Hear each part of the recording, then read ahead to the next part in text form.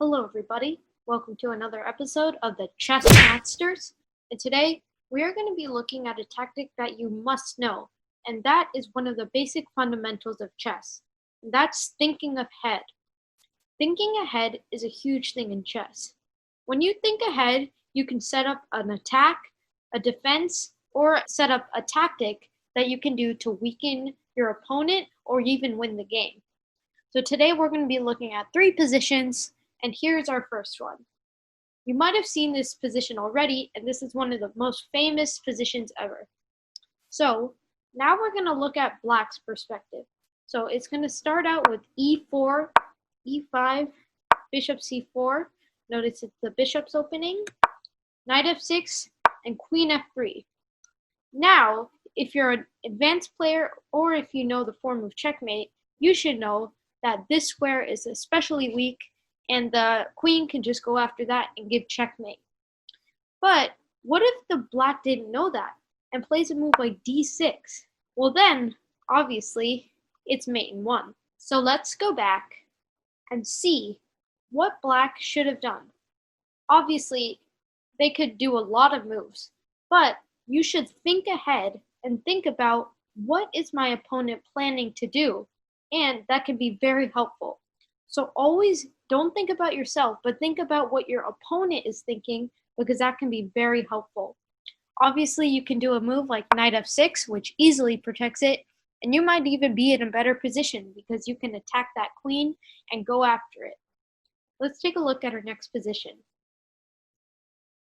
This next position is an endgame position. It's a king and rook versus a king and a knight, and this usually ends up in a draw. Let's see what happens when the knight goes to d3. Well, as you can see, black is a little bit better here and might be able to win this game by capturing the knight, but let's see, what is white planning to do? Well, obviously, white's planning to do this fork. And if you don't know what a fork is, be sure to watch that video. That's very necessary to know here.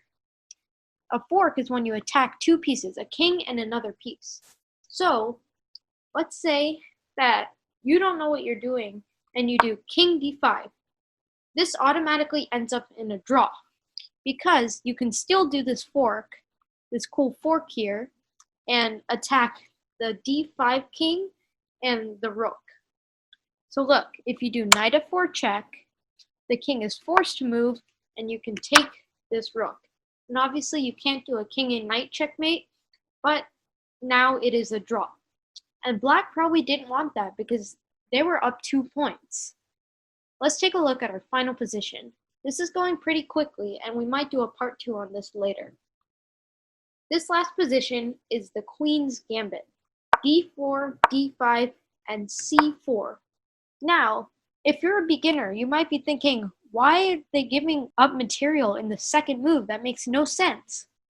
But if you take it, you'll see what happens. As you can see, this bishop has a nice diagonal pointing toward the pawn, but this pawn is just blocking it. So you can do a really nice move, e4. This has 2 strong pawns in the center, and the bishop now attacks the pawn. Let's say you do a move like e6. Now the bishop can take c4, and I would say that white is in a huge winning position because they have 3 developed pieces. Let's go back.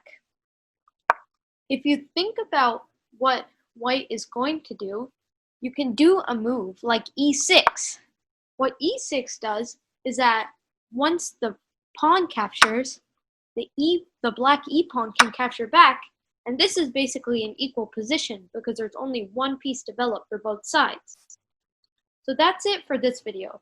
I hope you enjoyed learning about thinking ahead. If you enjoyed this video, like, subscribe, and hit the notification bell so you'll always be notified when we release new videos.